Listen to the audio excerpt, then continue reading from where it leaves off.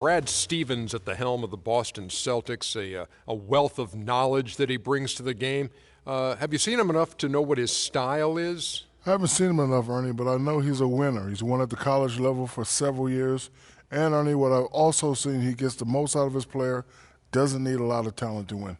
Also uses a lot of analytical evidence in his game plan, some of the new stats.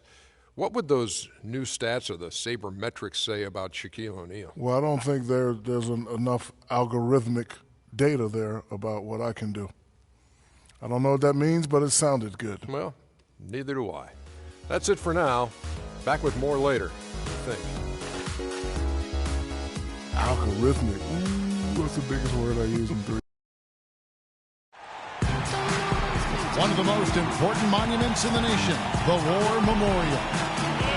There is a buzz in the air in the sold-out arena here in Indianapolis, Indiana.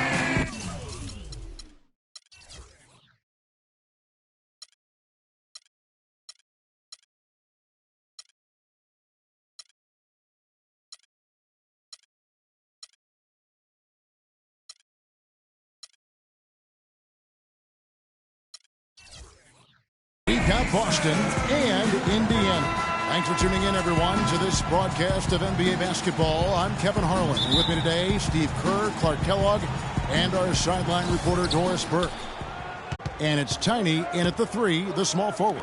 Horford sets a screen for Richardson. His three-pointers off the mark to pressure the defense with the ball in his hands. And not just looking for his own shoulder, 4 assists a game. So, he provides some much-needed playmaking, which I think helps his team. And the shot is good. Here's Davies. And just about a minute into the first quarter.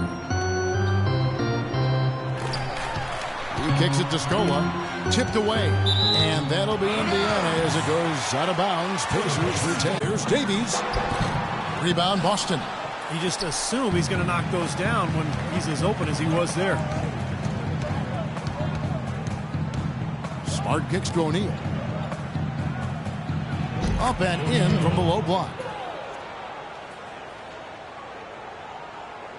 Just around a minute and a half into the first quarter. Here's Davies. Inside to Hibbert. Stolen by Smart. And now with the fast break, Smart with the ball. Time to the pass to Smart. And Horford wide open. He shoots. The shot is off. And Indiana will come the other way. At the elbow, Stevenson. O'Neal with the rebound. That's the kind of defense required when he's got the ball near the hoop. They were right in his face. Puts it up from 15, and that one's good. You can't give him that shot. I mean, a few open looks are all it takes, and he can really get rolling. The Pacers have gone 1 of 3 from the field to start this one so far. Hibbert kicks to Warren. Nice pass. Right into the rack perfectly for the layup. Warren's got his second basket. Broke out the finger roll, guys. That was kind of a stylish finish. Smart dishes to Richardson. Screen by O'Neal. Smart passes to Tiny. O'Neal kicks to Smart. Shot clock at 5. Lets a floater go. That's good. Pacers trail by 5. And here's Stevenson. Warren sets the pick for Stevenson. Screen by Scola. Stevenson drives in. Loses his man off the screen and lays it up and in. Stevenson's got his first basket. Well, he wasn't fazed at all by the bigger man on him. And on the low block, I thought he might be. Steve, I thought maybe he'd prefer to bring him out to the perimeter, but whatever works, go to it. Smart kicks to O'Neal. Shoots from 12. And it's Boston with another. The easiest way to do it sometimes is with the bounce pass. First quarter of action, just under 3.5 minutes played. Pass to Warren. Hibbert with the screen. Dishes it to Davies. Launches it. No good. And it's Boston the other way. Let's send it out to DB, who caught up with head coach Brad Stevens. Doris?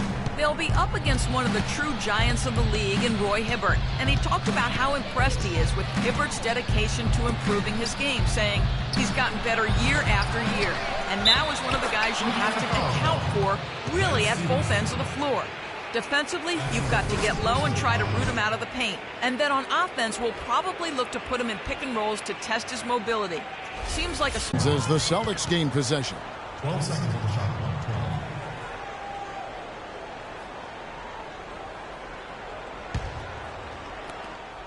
And here's Boston. They're on a 13-4 run right now. Celtics had a rough time in the East, and a lot of it was because they just would get worn down as the game went on. Had a very difficult time after halftime, in fact. Foul call that time on the way up. That'll give them 2 chances at the free throw line here.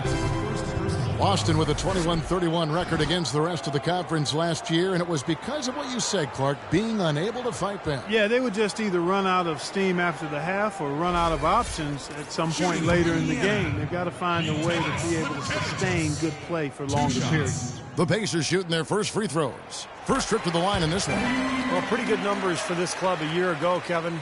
78% as a team from the free throw line.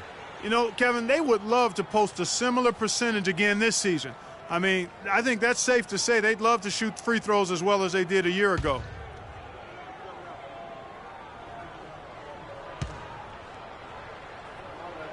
Davies hits them both.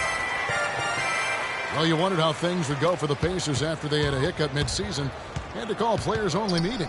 And did so very close to the playoffs, Kevin. This team struggled because of its youth in handling the extra scrutiny and the burden of expectations. It took them a while to kind of figure it out and weren't quite as good as they wanted to be during the playoffs.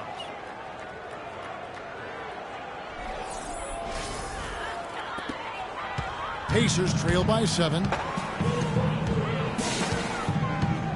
And it's Scola in the corner. A terrific shot on the turnaround. Then you can see how it affected the team early on in the playoffs. The Hawks took them to 7 games. They had some trouble with Washington. Definitely seemed like they had some issues to figure out. Screen by O'Neal. Smart passes to Tiny. Feeds it to Richardson. Here's Tiny. He's guarded by Stevenson. Shot clock at 6. To the wing on the left. He tries for 3. Second chance shot. O'Neal misses. I like the work there, contesting that shot that looked like it was going to be easy, but they forced the miss. You know what? He got it in close, but couldn't finish in traffic. The Pacers have been perfect at the line so far, albeit just 2 for 2. At the line for 2. The bench was much improved, and you've got to have that to be able to compete at your highest level, no doubt. And good on the second, so he makes them both. And for the Pacers guys, they lack the deep pockets of some of the big market teams. That can be a challenge when you try to fill out that bench rotation. Yeah, but I think they've done a good job of fortifying the bench within their constraints. I mean, it's certainly not the weakness that we saw 2 seasons ago.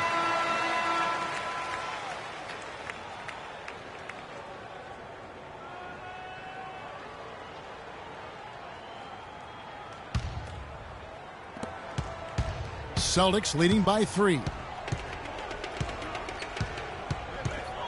Now here's Smart. At the top of the key, Horford. And he gets it to go, hitting off the back of the rim. Boy, he really used his height there. He sure did, Steve. I mean, a nice touch on that shot.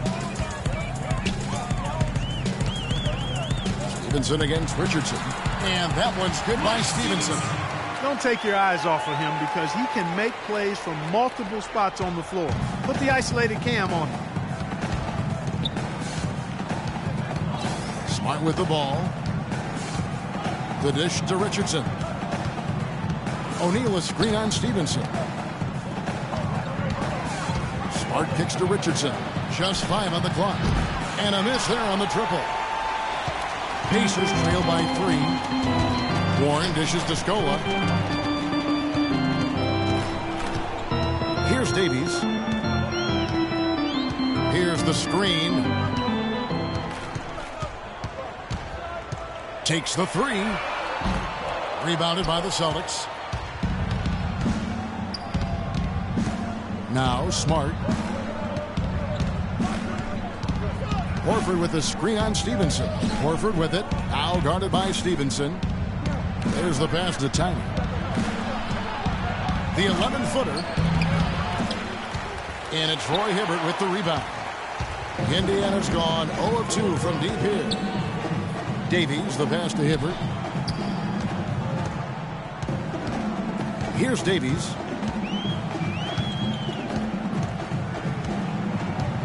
The tray. And he gets it to go. Davies has got the game tied up here for Indiana. There's a chance he could have a big game if they don't D him up more tightly on the perimeter. Screen by O'Neal. To the left side wing. Horford kicks to Smart. Back to Horford.